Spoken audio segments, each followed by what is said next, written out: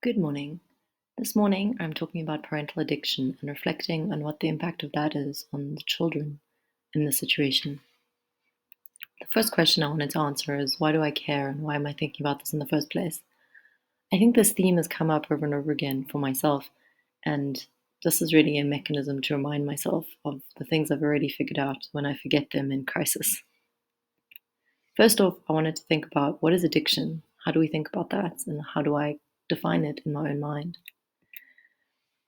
I'd first start with, what is a habit cycle, because I think that to understand addiction, we first have to understand what a habit is.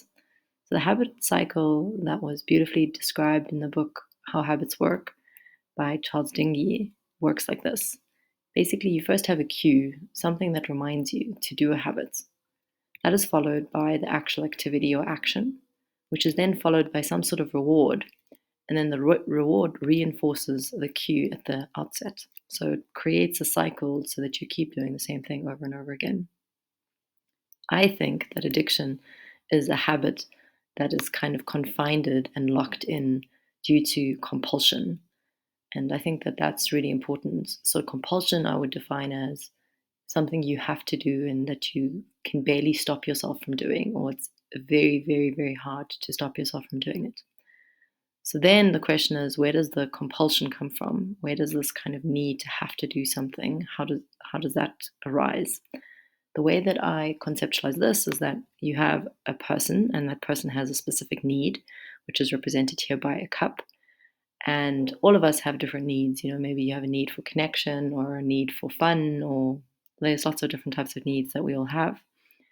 But for the instance of addiction, there's some nuance here. So we have a specific need and we look for a fuel to fill that need, or a specific mechanism to replenish it. I think what's complicated in addiction is that we find something that, on the one hand, is really good and kind of meets our needs and feels good to some degree. But on the other hand, there's something that also feels icky about it. So it's something that feels good, but also not great. So an example would be, for myself, is like, binging YouTube or something like that. There's something nice because you get a dopamine hit, but there's also something kind of awful about it because I don't feel great about myself by the time I've finished. So that's part one. So you've kind of got this fuel, which is good, but also not great. So it's kind of got this dual lens to it. And part two is that there is an element of a cracked glass, in that it doesn't really matter how much you fill the need, there's always kind of more that's needed. So it's you kind of never fully satisfied. And I think that the never fully satisfied comes from kind of the fact that, the glass itself is cracked. And that crack I think about as, some sort of internal belief that you're not good enough or you're not deserving. So while you really want this need to be met, you don't necessarily believe that you're worthy of being met. And therefore, there's this element of guilt or badness or ickiness in relation to that need being met. And that just kind of causes this crack. So it doesn't actually matter how much you do it. It never satisfies the need. The need is kind of perpetual and never ending. And then obviously that crack reinforces the fuel. So you feel like you need more and more fuel to keep going. So to summarize, in my mind, addiction is this habit cycle that is locked in through compulsion. And the compulsion is driven, one, by kind of fuel that feels both good and bad, and two, by kind of a broken heart or a crack in your own self-belief and self-esteem, that you don't feel like you're worthy of something specifically, and that reinforces this icky fuel. So that is how I conceptualize addiction in the first place. Then I wanted to talk about, this is my own experience of how I experienced, having a parent that, in my perspective, was addicted. And my disclaimer that I feel like we should do more on the internet is that this is just one perspective. Maybe it's incorrect, maybe there is pieces I'm missing, and maybe it's imperfect. But it's my perspective. So to start off with, I wanted to think about it as, you have a parent, and at least my parents really, really loved me, and that was definitely very clear at the outset. But I think as a child, the kind of unknown assumption that kind of makes is that if my dad or my parent loves me, then they will meet all my needs and they will show up for me, and they will kind of make sure that my cup is always full. So that was kind of, I guess that's the assumption, or maybe, but it's very, very subconscious. And I think it took a long time to be able to just conceptualize that. I think what is a bit messy when you have a parent that is addicted to some degree is that often that love that I think maybe from the parental perspective is felt as very pure and very clean and very beautiful can come across as very murky and very muddy and very confusing for the child. Um, and I wanted to dig into that for a little bit. So if we think about the parent kind of has this cracked cup for a specific need that they can't meet. Um, and that means that maybe that there's moments where they can show up for a child, and then there's moments where they can't show up for that child, which kind of means that then the child has the same cracked mug that ends up, because there's times when they're getting their need met, and there's times that isn't happening. But it's an interesting kind of pass down from one generation to the next, at least from my perspective. And then I think that there's kind of two interesting pieces to unpack there. So the one is, or two things that happen, at least from my perspective, is that one is that the definition of love gets really murky and really muddy and really confusing, because love can mean both this beautiful and pure thing, but also, lots of unintended messages that I think are sent as well. And the second piece is that kind of this thing that is left behind is this cup that is perpetually in some degree empty or cracked, and similarly some mechanism to meet it that is both good and bad. So I think it's interesting because it kind of distorts your message of what love is in the first place, and it also, yeah, you maybe don't figure out how to meet your own needs in a most helpful way, at the outset. But I guess we can only give what we ourselves receive, and maybe if your parent hasn't received it, they can't give it to you. And maybe to unpack the why is the love murky is that, I think it's that assumption that if you love me, that you'll show up for me and you'll meet my needs. But now, if you have a parent that's addicted, they have this compulsion to meet this need that is unmet in their own psyche, in their own lives, which means that there's moments where the compulsion is kind of bigger than their ability to show up for you as a child. And that means that there's moments that they can show up, and then there's moments that they actually just can't. And that means that love kind of becomes quite unpredictable thing where you don't quite know when a parent is going to be able to show up and when they're not going to be able to show up.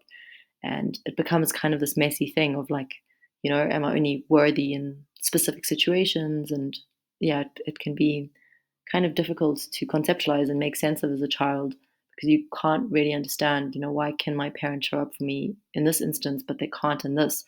And, a defense mechanism is that you create a story about that for yourself to make sense of the world.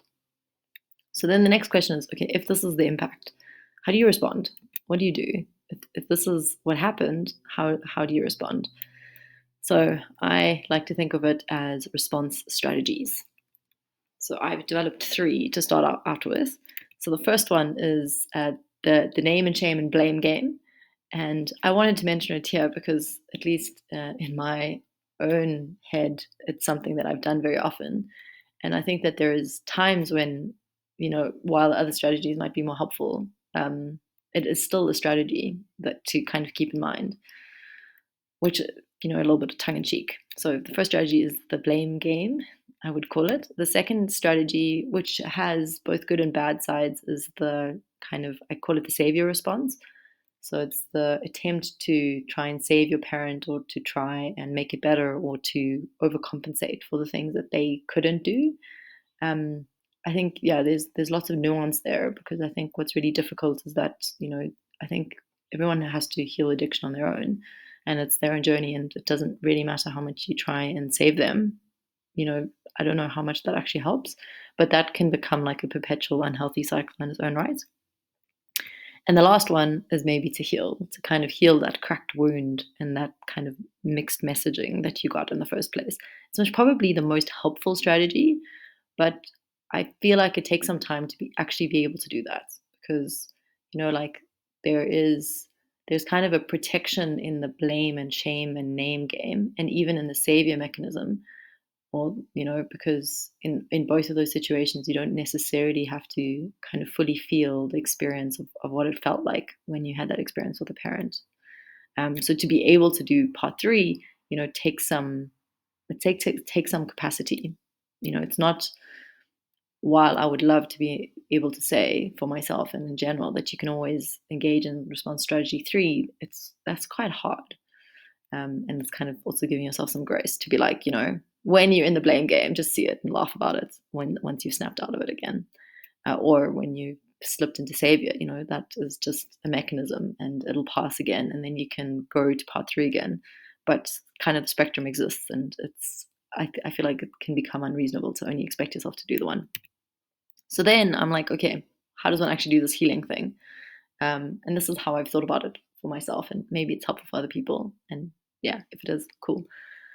So I think about those two pieces. So the first is that mixed messaging of love and the cracked glass. And the first is kind of how do we unravel that mixed messaging of love to kind of create a clearer picture in our own minds for what that means.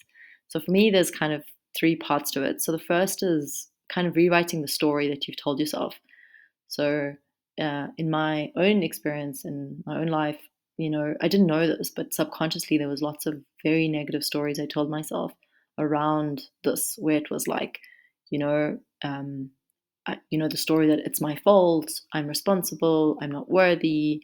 Um, yeah, those sorts of stories are really not helpful.